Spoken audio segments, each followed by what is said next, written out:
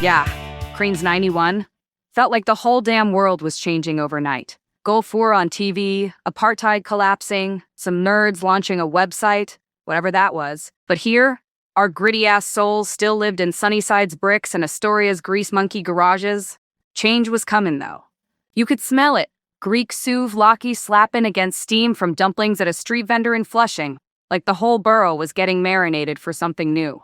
Jackson Heights? Total chaos. Spanish, Hindi, Bengali, Korean, all yelling over the 7 train's death rattle. Discount shops hawking fake baseball caps and bootleg salsa tapes. Classy. Jamaica. Yeah, you saw the scars. Boarded up windows, eyes watching too hard. But block parties? Bass thumping so hard it rattled your teeth. Old dudes slamming dominoes like they owned the pavement. We knew how to survive. Forest hills, please. Tutors, trees, and total denial. Like someone forgot to tell them the 80s ended. And Rockaway, Ocean didn't give a damn. Still doesn't. That's Queens 91. Raw, loud, messy as hell. Past and future duking it out daily on the sidewalk. And we lived for it. Alright, so who were the maniacs I ran with? Let's start with the brains of the operation. That's Alex Videas, our game master, the Rock. When the rest of us were ready to flick the table over some stupid argument, Alex was the one who just, look at us. Didn't even have to say anything. Born in Puerto Rico, but Queens ran through his veins, you know? Him and his sister worked at his Kio's auto shop in Astoria. He could probably still rebuild a carburetor with his eyes closed. In the game, he was Captain Kestrel, pilot of our beat-up airship, the Sky Corsair. Big guy, bigger heart. He was one of our tanks, the muscle who'd kick the door in first, so the rest of us wouldn't get splattered. Basically, he did in the game what he did in real life, made the tough calls so we could all get out alive. Then there's his sister, Mara. Don't let the size fool you. That woman is a force of nature, also from the island, but she held on to it fierce. You knew you were in trouble when the Queens started melting away and the full Puerto Rican accent came out. She was our rules lawyer, drove us nuts. No, Alex, Kestrel cannot carry 3 great swords, a barrel of mead, and a pet displacer beast. Your carrying capacity is 175 pounds. Figure it out. Our bomb planter, our lockpicker, our ghost. Brave, but never stupid. She'd calculate the odds, plant the explosives, and be back sipping a drink before the guards even knew they were already dead. Most of the time. We'll get to the Fire Temple incident later. That one was not her fault. 10 years. A decade ago tonight, the sky over Queens cracked open. They're having a memorial service in Astoria Park today. Bunch of politicians making speeches they don't mean. Please, they didn't see what we saw. They didn't know the people I knew.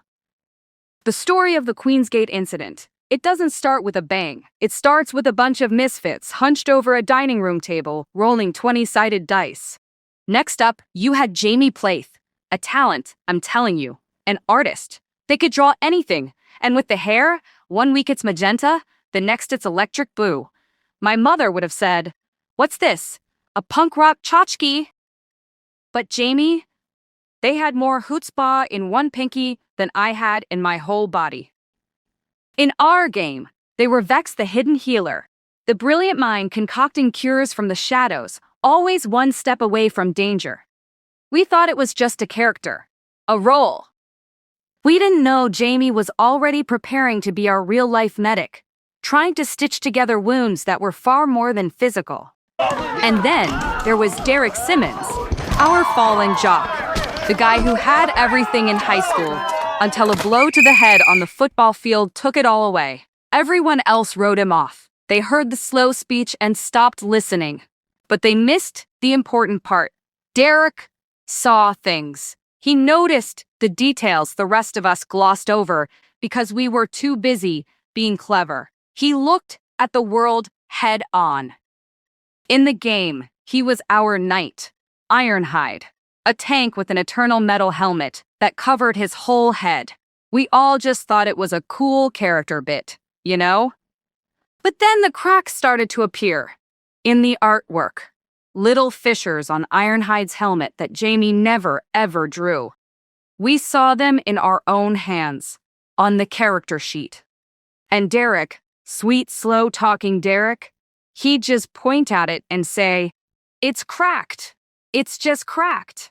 That, and the apparition we saw in the abandoned asylum on State Street. The thing we called the Clockwork Child, that was the beginning of the end. We were just kids playing a game. We didn't know that 3 years later, those cracks wouldn't just be on a piece of paper. They'd be tearing right through the heart of Queens. Look at this. Plaid shirts, fanny packs, the hand-rolled clove cigarettes that probably violated every fire code in the 5 boroughs. I was a walking, talking 90s cliche, and honey, I owned it. But this is what comes out the other side, after everything. My origin story?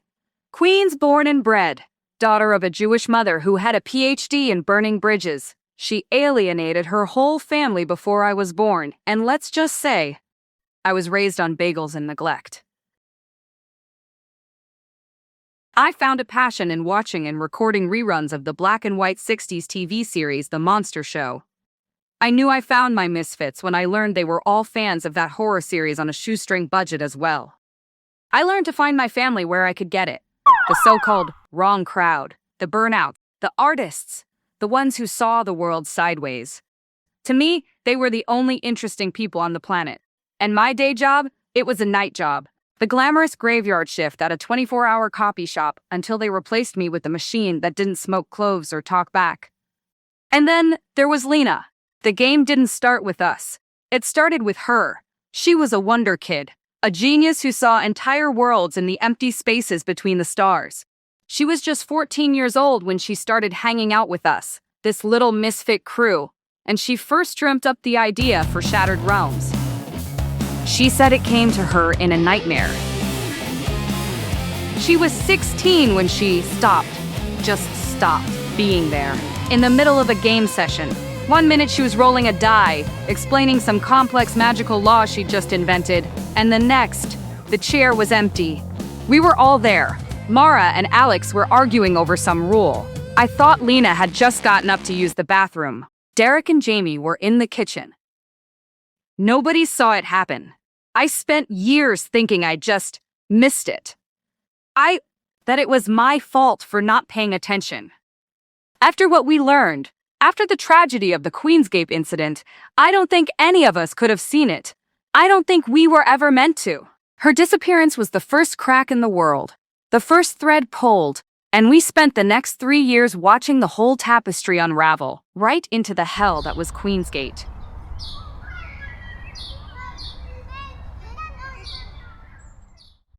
I'm Judith Resnick, and after this break, I'm going to give you a first-hand account of what happened after we first encountered the thing Lena warned us about, the thing from her nightmare. The Clockwork Child.